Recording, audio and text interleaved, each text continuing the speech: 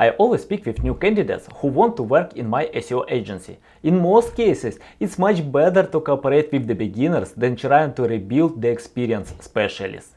The main reason is that many of them got the knowledge a few years ago. But SEO doesn't stay in one place. Google changes their algorithm 8 times a day. It's more than 3000 times each year. If you want to learn SEO, you need to read a lot of blog posts, read marketing books, listen to audio podcasts and watch YouTube channels. In this video, I'll tell you exactly how you need to learn SEO in order to be a better marketer. Stay tuned, the best part is coming.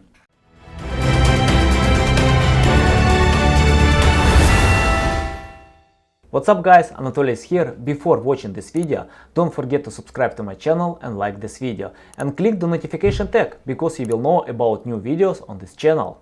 I want to share 5 articles that provide a lot of information about SEO. Let's switch my screen for you. I want to start from article that was published on Ahrefs blog. It's one of the best SEO blogs.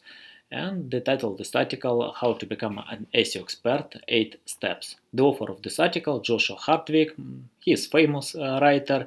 I like his articles and usually read them. What we see here, 8 steps, and first step, learn how search engines work. You need to understand that Google has a lot of algorithms. Brian Dean highlights 200 algorithms, but when Google saw this information, they told, okay, yeah, there are 200 algorithms, but each algorithm has 50 other sub-algorithms. And yeah, there are a lot of information.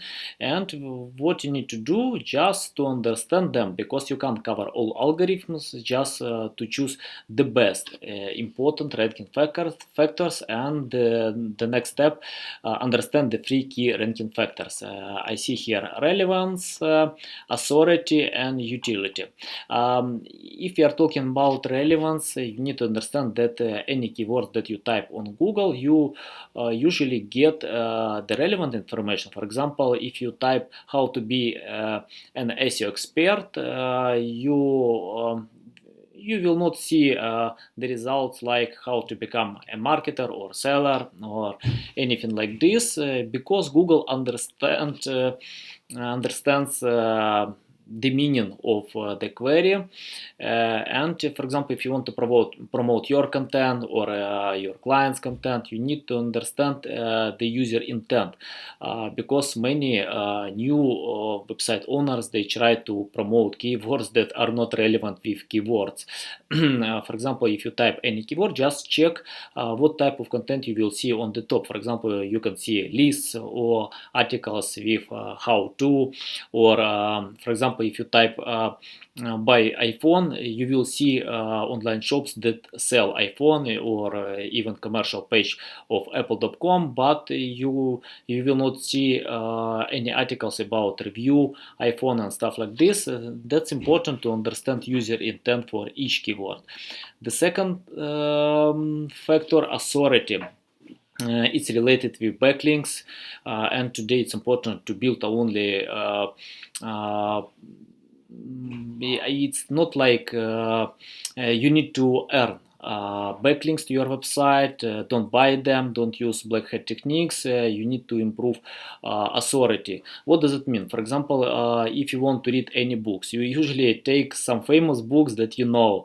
It's called authority, because you don't want to waste time with unfamiliar offers for you. And if other websites link to your website, that means you get authority from these websites, and Google considers all this parameter. And a few years ago, even 10 years ago, when I started to learn SEO, at that point in time, there are a lot of black hat techniques worked, but today it doesn't, because Google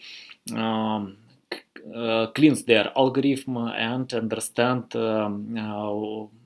and can highlight spam backlink or not. And it's important, yeah, to build authority for any website. And the third one, utility.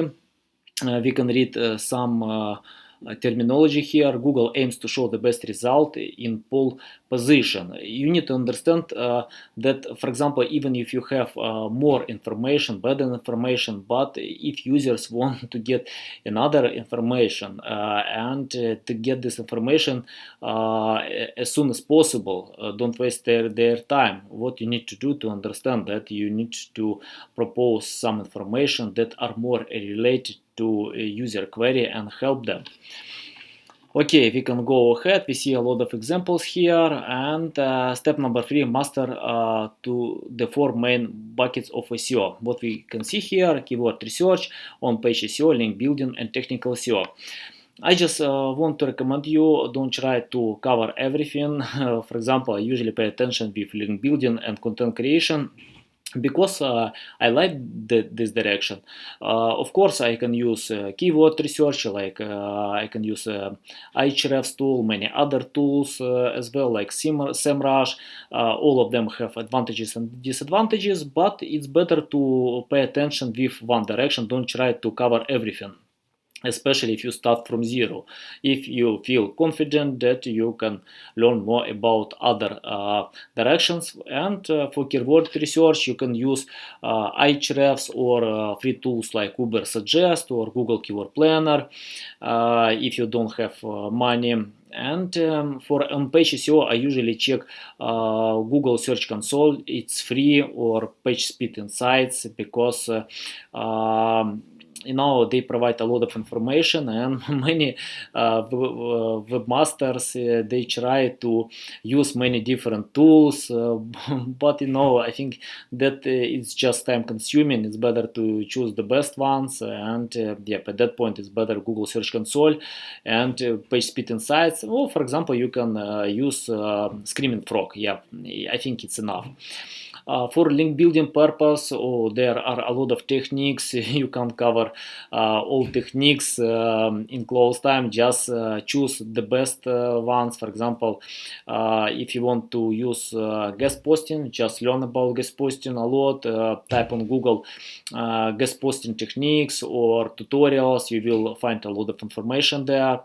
About technical SEO, you can use different validators. I have a lot of information on my website. I just will show you. I just open my website, SEO Tools TV, and it doesn't work right now. I don't know what's happened here. And I will check after this video.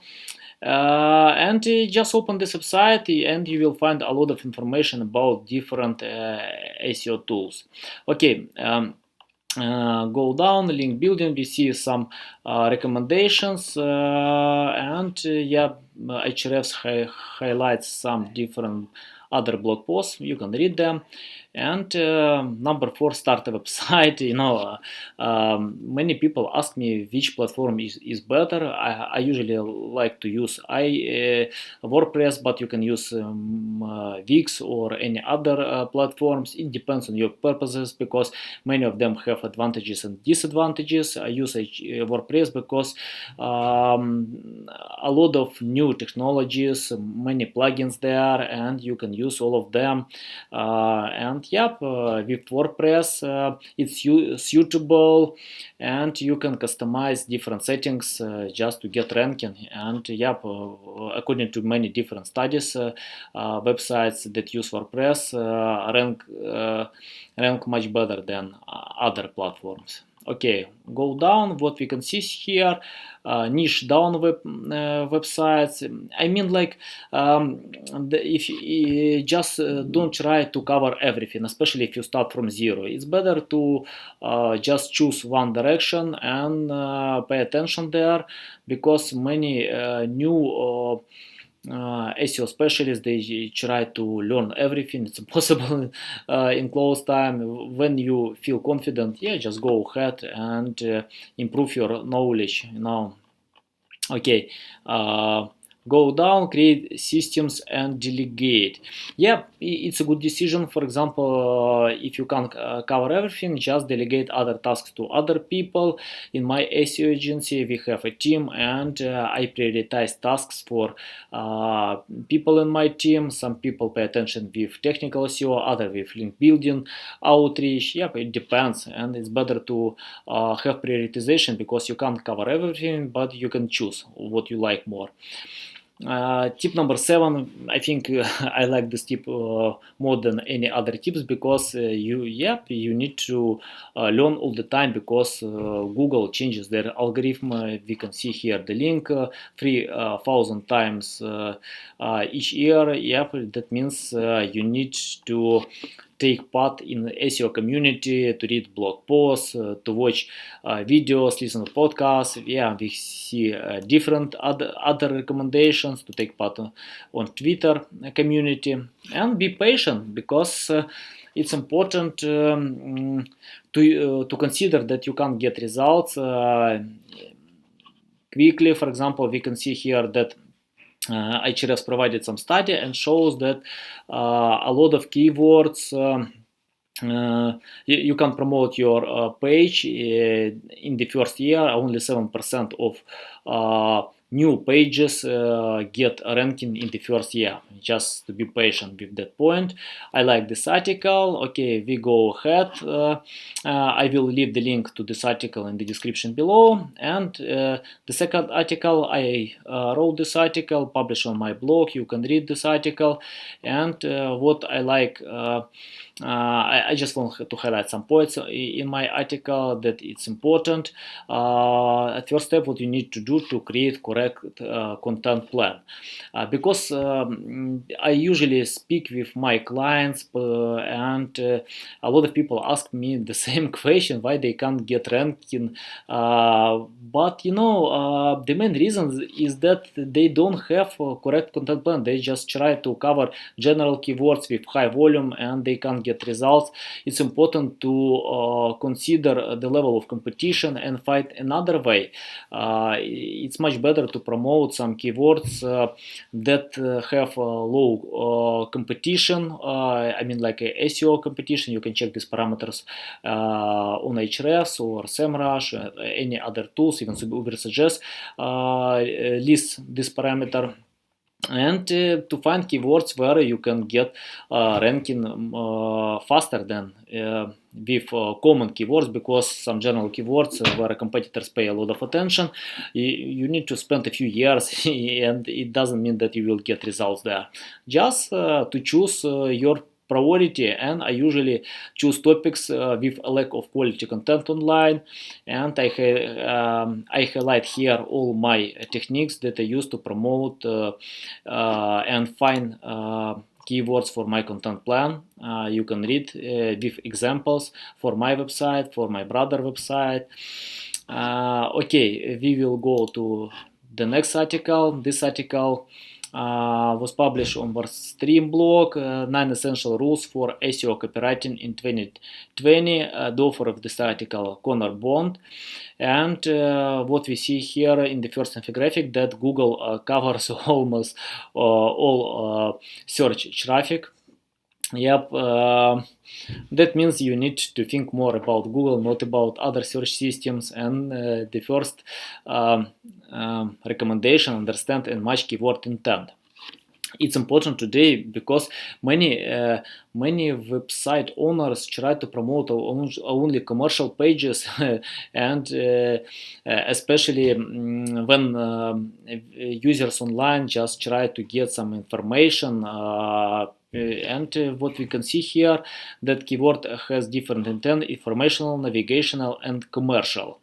And what you need to do, just to create sales funnel and to cover different type of keywords. For example, with blog posts you can cover informational and navigational keywords.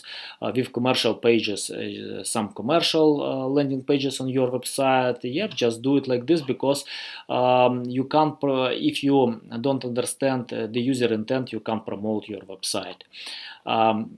Tip number 2, get to the point. I can read something here. I'll admit it, I've been known to write a lengthy introduction every now and then. As valuable as that may be for those writing term papers or Dickensian novels, when we are talking about SEO copywriting, we have to keep in mind the ultimate goal, to create relevant content. What you need to do to understand that users will not spend time on your website if you don't provide them value or information that they are looking for. And what you need to do just to learn your competitors, the top 10, to check their information and understand how you can create something better, much better. And many webmasters just order texts online from people because of their price, but it's important to find people who knows your niche, spend time here, and can provide some experience writing, and Google learn these parameters, because users will show that they are interested in your text or not. Number 3, refrain from keyword stuffing. I think it's old-fashioned school keyword stuffing. Today it doesn't work. It's important to understand that just use 1 or 2 times your keyword on text. It's enough, because when Google didn't understand the meaning of any keywords, at that point in time it was important to use a lot of keywords, but in 2015 Google created RankBrain, and after this Google understands any text, what people want to get, and today it doesn't work. Just write text for your customers, clients, readers, and don't try to cheat the system. Tip number 4, speak your audience's language. It's important, of course, for example, to learn your audience, to understand what they want to get, and you can find such searches related to DOS email marketing work, for example, we can see here, and type your keyword, scroll down Google and find the same related keywords and add answers to your context. After this you can add more information and help different type of people who can't find some information on your text. Okay, tip number 4, shoot for the featured snippet. It's important to pay attention to featured snippet, especially when you rank on the top 10. If you don't have this ranking, it's difficult to get featured snippet, because Google usually takes information there on the feature on the top 10. And if you have ranking on the top 10, just go to Google Search Console, check your ranking, and after this highlight featured snippets, check what type of key questions people ask. You can use Ahrefs or SEMrush to find these questions, and add this information to your text that get ranking. Tip number 6, think hard about your headline. It's important because 80% of people don't open boring headlines. People are not blind, they usually read headlines before deciding to open the website. What you need to do to think several times how and check, for example, headlines on the top 10, because people that rank on the top 10, they usually don't change their headlines because they rank, and sometimes they are scared to change their headlines. What you need to do to add some benefits in your headline and give the reason to people to open your website. Tip number 7, optimize your meta tags. It's not only title, you need to optimize your description and to write some information and give the reason to open your website. I usually add keywords on title and description, and try to use some different techniques, like to use numbers, symbols, and give the reason to open the website. Tip number 8, target ancillary keywords. Okay, we can check what people mean here about ancillary keywords. We can read the first sentence. Say it with me, friends. A single piece of content can rank for several keywords. Yep, I got it. Today you can produce content for each keyword because you will have a lot of duplicate content with similar intent. What you need to do just to group them to your list of keywords with different intent and add these keywords for one page that are related to each other.